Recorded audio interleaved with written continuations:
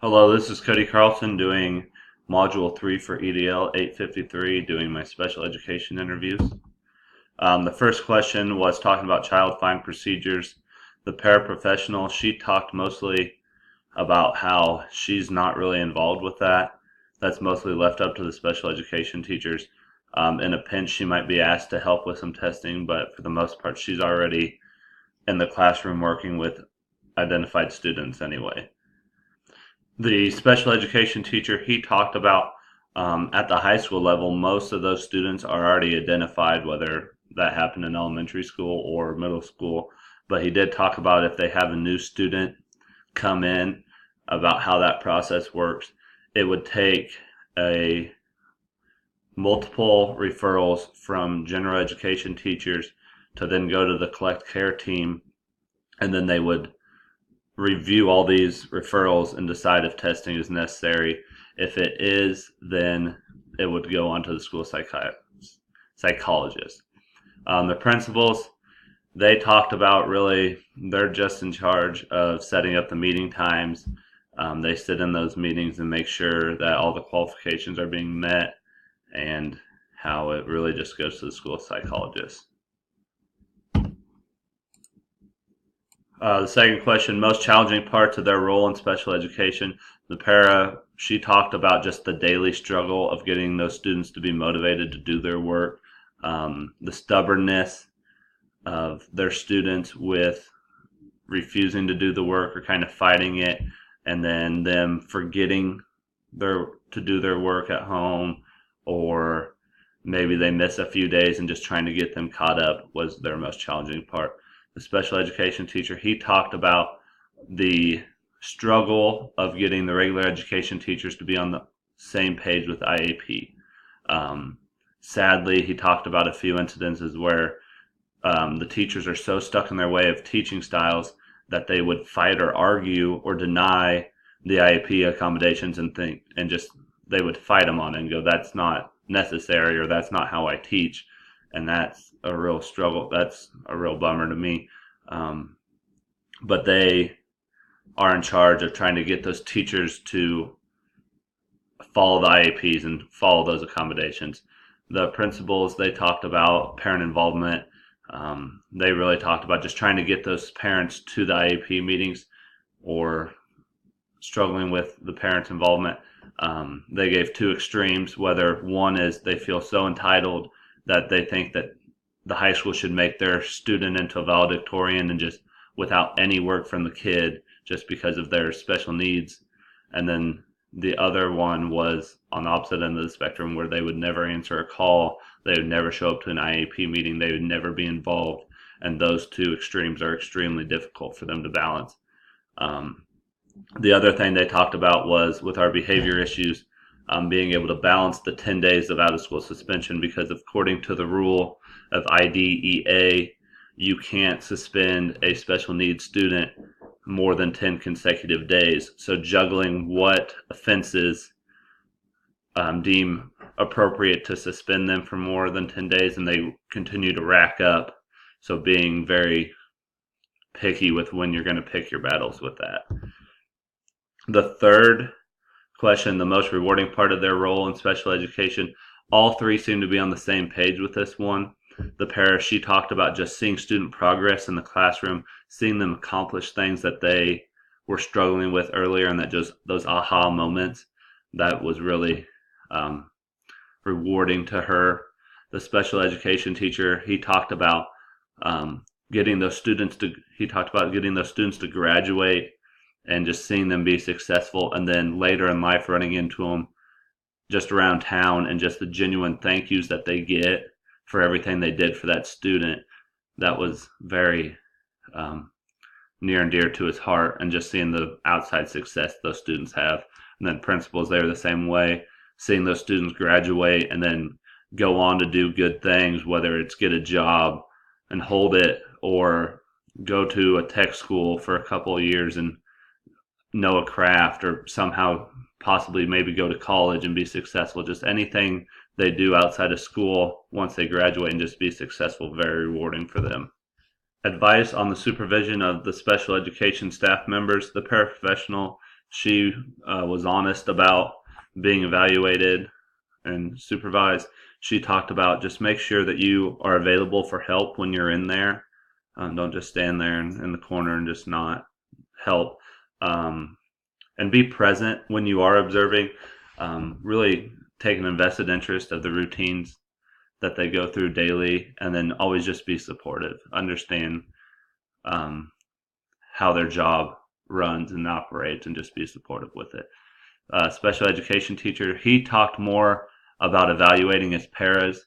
He talked about how he goes into the classroom and sees how his paras work well with the general ed teachers, and then also how do they work when it's a independent learning time and it's one-on-one with them. um, and also, do they show up on time? Are they professionally dressed? Just making sure they are professionals and held accountable. The principal, they talked about how they don't necessarily get to hire our paras because since we are the regional place where all those special needs students go, the co-op hires our paras, but they are still in charge of evaluating our special ed teachers and our paras, and they evaluate them just like any regular ed teacher. The expectations are still the same, and one key tip they had for this was to just make sure you hire quality staff and try and retain those staff members. When talking about how to work effectively with parents of special needs children, the paraprofessional in our district, our paras are not allowed to have parental contact, so she didn't have much to say. Our special education teacher, he talked a lot about how communication is key. He uses quick emails to make sure that the parents of his students are up to date with grades and maybe other issues that happen in the school day. He is always checking grades to make sure that these students aren't starting to fail a class or getting behind in a class. If they are, he sends an email and lets everybody know that they're starting to fail this class and how to get back to not failing. And then also another way they communicate is on the IEPs, there's goals. So they have to do progress reports with that. Our principals, they said they weren't really too involved with talking to parents, but they are attending the IEPs and they are making those contacts with them. But they're not, the special education teachers more in charge of communicating with parents. They're just more of a monitor and a mediator in those IEP meetings to make sure everything's going smoothly. Maybe they have to mediate between a teacher and a parent during that, but mainly they are just monitors. When asked about working with regular teachers who have special education teacher or students, the paraprofessional, she is in the trenches every day with the interaction. She talked about how important it is for the teacher and them to be on the same page.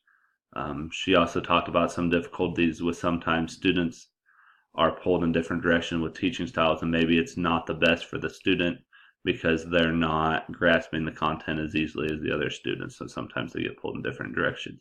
With a special education teacher, they collaborate weekly with those teachers to make sure they understand what the plans are. Sometimes they get lesson plans, sometimes they get study calendars, just some sort of information so that they know what's going to go on for that week. Here, the instructors are delegated and paired with certain departments. For example, they have one teacher, one special education teacher being paired up with the math department, and they get all that information. And then one's paired with the English department, they get all that information, and then they work together through that process.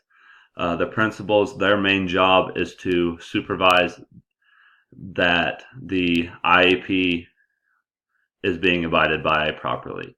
And if not, to call them out quickly, because if that doesn't change, then they're in some trouble real quickly. So make sure that every teacher is held accountable for abiding by those standards, and then also being there at IEPs to support their teachers. When asked if they had any advice for a first year administrator, the paraprofessional, she talked about just being patient with the students and all involved. Sometimes the processes are long and drawn out, so just make sure to remain patient and always be supportive and understand and trust that these teachers are doing the best thing for these students. A special education teacher was very adamant about just asking questions. If you don't know something, which you probably won't know everything or very little, to make sure to ask questions. Find someone that knows, usually a special education teacher, and ask them instead of just being arrogant and thinking that you know everything and end up being wrong. Also, make sure you are visible in their department. By doing that, you're going to build relationships and you're going to be supportive, and then those teachers will want to work with you and work for you. Principal wise, they talked a lot about just developing relationships with everybody involved in the department. Make sure everybody's on the same page and really develop those relationships with the special education leaders. Also, there's going to be some teachers and leaders that are more knowledgeable than others. Find your go-to person. If you have a question, you know exactly that you can go to that teacher, that leader, and they'll have the answer for you. Describing the role of the special education teacher, the paraprofessional, she talked about how it's a tough job. There's a large amount of paperwork, and it's a pretty hard job. The special education teacher talked about how vital they are to the program. They wear so many different hats, and that requires them to be flexible. On a daily basis, you're going to communicate with almost everybody and a variety of people in that school. You're going to talk to parents, you're going to talk to administrators, you're going to talk to teachers, you're going to talk to the parents. You're probably going to have to talk to the janitor staff, the lunch staff, call parents. You're just going to have to talk to a lot of people, so make sure you're flexible with that. And then principals, they talked about just holding the special education teachers to the same expectations as a general education teacher, and that is that they are in charge for student success. And there's two factors in that. They have to be able to motivate students, and they have to have a very wide variety of skills to have individual teaching skills, because not every student is going to learn the exact same, and they must be able to adapt from student to student. Describe the role of the building principal, the paraprofessional. She talked about how they're just kind of the face of the program. They're just really the person that drives the bus. They are going to get the first phone call if something goes wrong, but they're usually not in charge of much. Special education teacher just talked about how attending the IEPs are extremely important. So this way you can stay up to date with what's going on with the students, be able to make those relationships with the parents, and make sure you keep up with laws and regulations. That was a big one. And then the principals, they just talked about how it's more of a manager position. They are just there to hold everybody accountable and make sure the expectations are being met, and then to hire quality staff members. Characteristics and aspiring admin in regard to special education. The paraprofessional, she talked about just having respect for their para duties. Sometimes they feel like they get left out of things, and just understand the difficulties of their jobs.